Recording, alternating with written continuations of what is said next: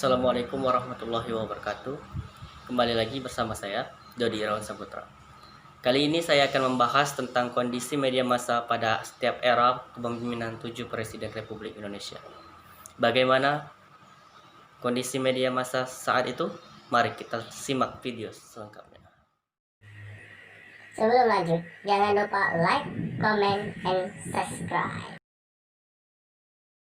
Kondisi media massa pada setiap era kepemimpinan 7 Presiden Republik Indonesia. Presiden pertama, Insinyur Soekarno. Pers nasional pertama kali hadir di Indonesia pasca kemerdekaan dicetuskan dengan lahirnya Surat Kabar Berita Indonesia di Jakarta pada 6 September 1945. 3 tahun berselang, surat-surat kabar di Indonesia pun bermunculan hingga mencapai 124 surat kabar. Tahun 1949 sampai 1950-an, di bawah Presiden Soekarno, sistem pemerintahan saat itu masih liberal. Pers pun arahnya liberal, di mana terjadi masa singkat kebebasan pers. Surat kabar terbit di mana-mana tanpa belenggu kepentingan tertentu. Presiden kedua, Soeharto. Pada masa Presiden Soeharto, pers sangat dikekang dalam menyampaikan informasi, dan pers tidak diperbolehkan memberitakan mengenai berita miring yang berada di seputar pemerintahan. Presiden ketiga, B.J. Habibie. Dalam masa setahun pemerintahan di era Habibie, diterbitkan 1.700 SIUPP baru.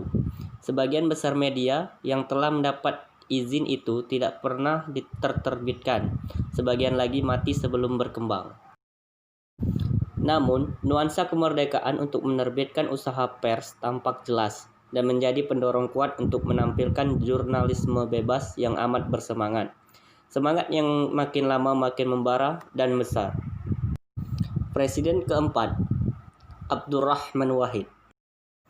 Pada masa Presiden Kiai Haji Abdurrahman Wahid alias Gus Dur, sosok penting di balik perubahan dalam peraturan pers. Pers mendapat kebebasan berekspresi, menyuarakan aspirasi, hingga mengkritik pemerintah pada masa reformasi. Presiden kelima, Megawati Soekarno Putri. Pada masa Presiden Megawati Soekarno Putri menegaskan komitmen dan jaminannya atas penegakan kebebasan pers di Indonesia. Selama masa pemerintahannya, tidak pernah ada media massa yang dibredel, seperti halnya pada masa Orde Baru. Presiden ke-6, Susilo Bambang Yudhoyono. Di era Presiden SBY, sensor dan pemberedelan media tidak lagi terjadi. Presiden justru memberikan contoh positif dengan menggunakan hak jawabnya ketika menemui kekeliruan dalam pemberitaan media. Diskusi yang diikuti oleh 20 anggota parlemen dan aktivis HAM, akademisi, dan wartawan. Negara-negara ASEAN tersebut diselenggarakan oleh The Southeast Asian Press Alliance atau SEAPA, lembaga non-profit yang mempromosikan kebebasan pers sejati di Asia Tenggara.